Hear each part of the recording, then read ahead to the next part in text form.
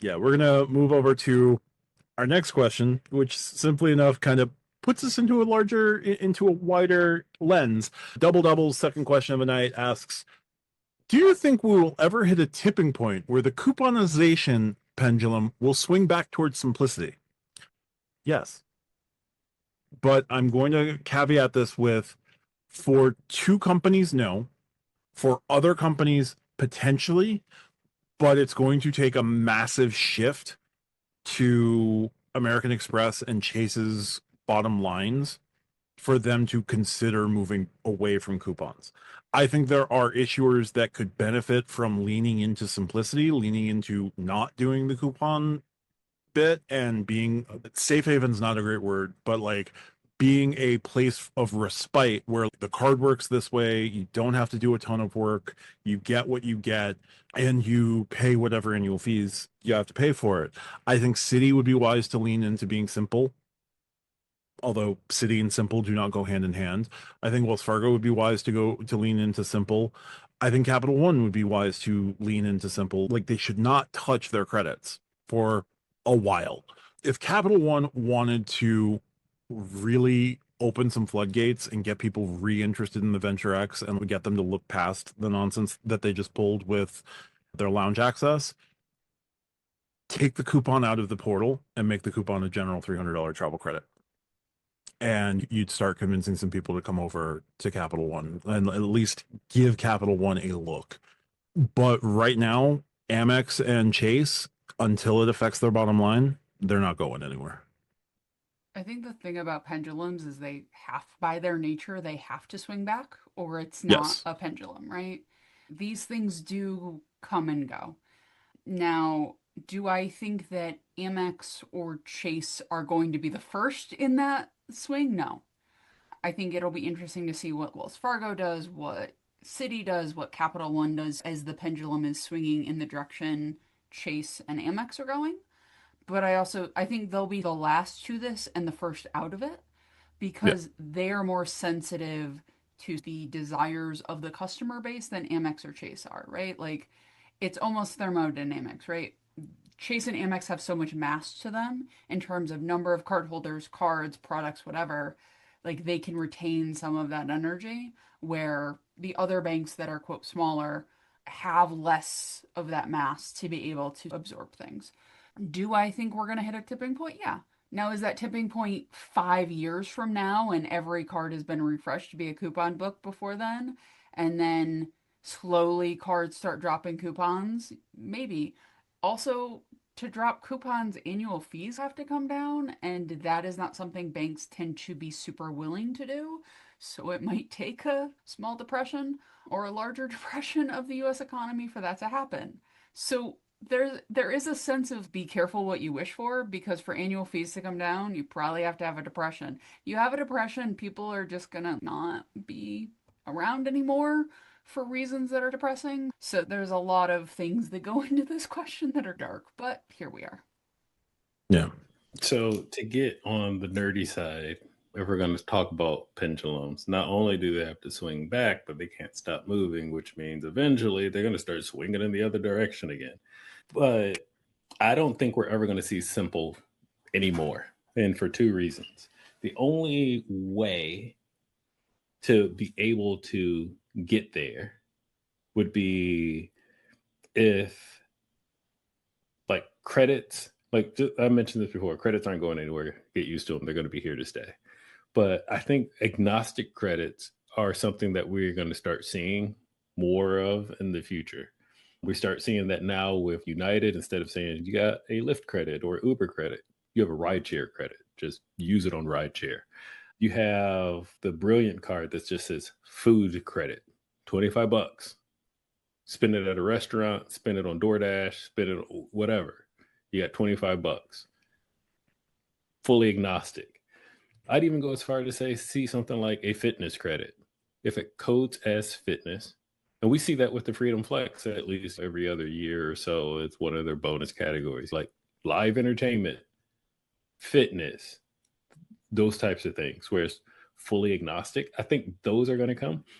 But That'll be the only way things start getting more simple if they move those credits that way. So I said, DoorDash credit on this card, Grubhub credit on this card. No, it's just going to be food credit.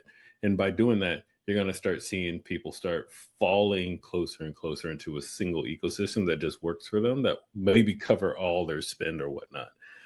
The other aspect of it is that these cards need to be more simple with. Now, of course, there are a lot of cards out there. We just talked about Sapphire Reserves. It's like you get 8x when you do this, you get 4x when you do this, you get 3x when you do this, you get 1x when you do this. But then you also have other cards that are just as expensive. I'm going to use the Bonvoy Brilliant with Amex, where you have one big earning category, one decent earning category, and then everything else. And that's simple. I absolutely love that, to be completely honest. It's like, great, it's a Marriott card. I get the most points when I stay at Marriott. The next thing I get is when I spend it on food. Great, I get $25 off food every single month. And everything else that's food related just gets this. It's not online food or grocery food or restaurant. It's just food. Simple. And then everything else. So I'm like, I can remember it's not a Marriott hotel, it's not food. So this instantly falls into everything else. Simple. And then to go to RJ's last point, to piggyback on that, annual fees aren't going to come down. They are going to always be ahead of inflation, ahead of the economy, ahead of the market. So why they raise them up? Because like they're even if you specifically are not making more money, the economy, the inflation is making more money, which means, oh yeah, we can put this out here. And the thing is, we're so dependent. People are so dependent in a positive or negative way. Positive way, people like us that are financially responsible, financially savvy, we're going to rely on this because we know we're getting these rewards out of them.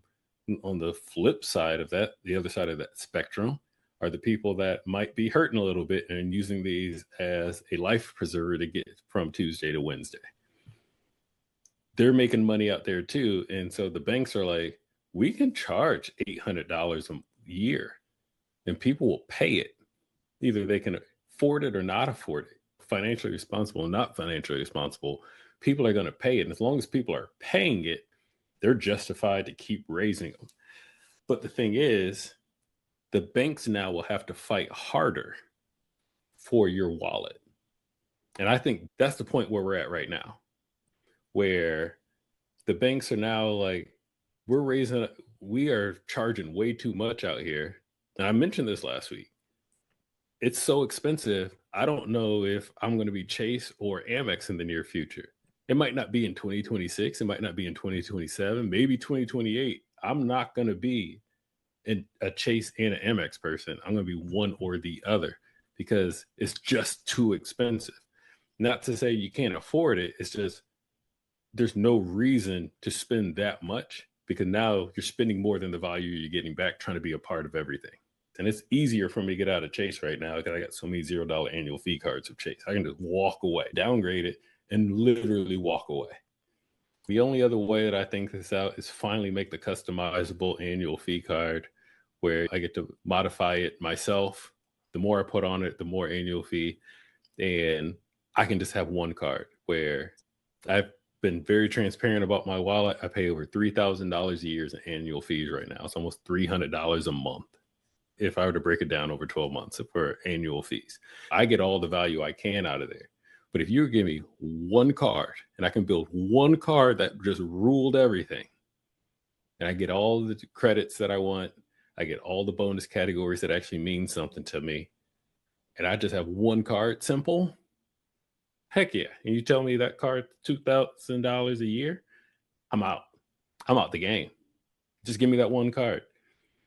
And I'll modify and pick and choose and build my own bonus categories and what credits mean something. I'm out. I am out of the game. Give me that one card. So hopefully, and I know they're not, Amex, Chase, one of y'all got to be listening eventually to us. Do that by October 26th. Nobody's coming out with a modular card by October. I do think that the idea of going with agnostic credits is interesting because I think people will see them The dining credit on the Brilliant, right? That is one that people talk about all the time of how easy it is to use. Or the entertainment credit on the Platinum, right? That's a really easy credit to use. You got to everybody's got a streaming service that probably qualifies for that credit. You put it on there, you get the points, they take the $20 off. So I can see that definitely starting to creep in for people or for the banks putting it on there because then it doesn't feel like, oh, you have to use what is it?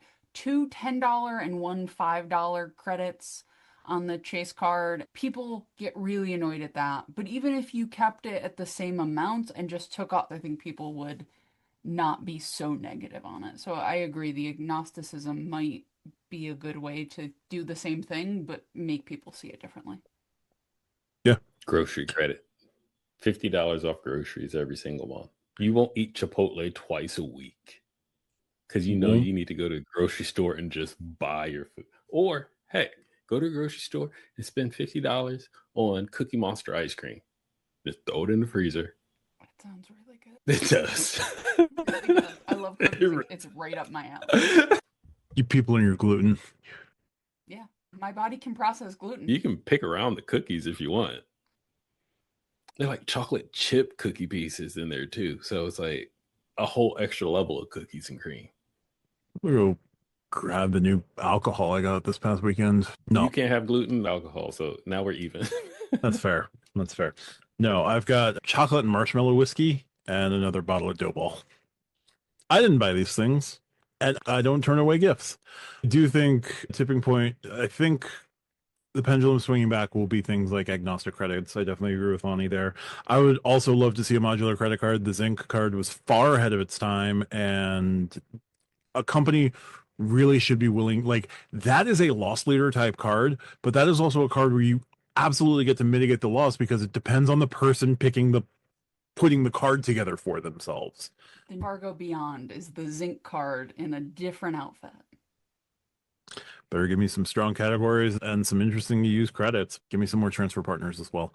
But yeah, no, that would be great. This is all because of macroeconomic. Like, the fundamental problem right now is that the banks are in uncharted waters where the macroeconomic situation right now is so terrifying that they don't know what to do. And their fiduciary responsibility to their investors is to drive profits as high as they can. So raising annual fees is one way to do that. Limiting your ability to get welcome offer is another way to do that. Like, these are all being done in the face of ridiculously unnatural macroeconomic events that shouldn't be happening. Part of their business model is that you don't use these credits that they give you. They pay, yes, and if you don't use them, they save money.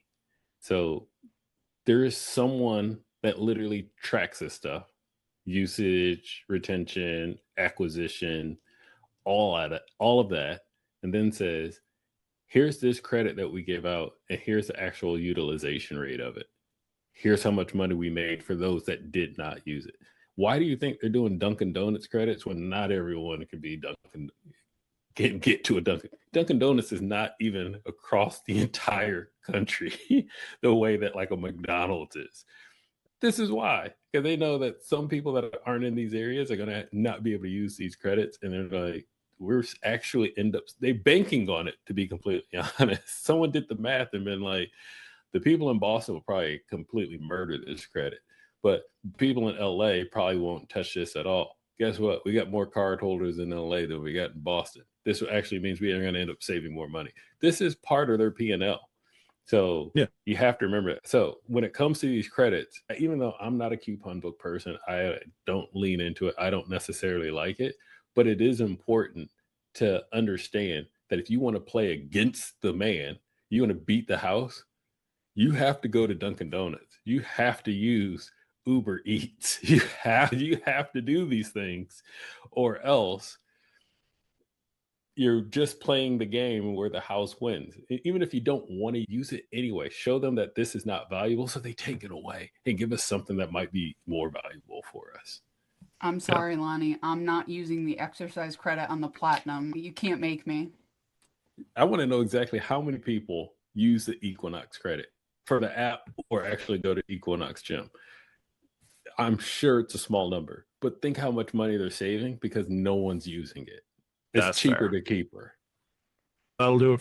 Yep. This is officially like the tangent episode number 2. This is the most tangent that we've ever tangent before ever. Yep. We are way off the rails. Let's get back on those rails. Thank you, Double, for that question. Thanks, everyone.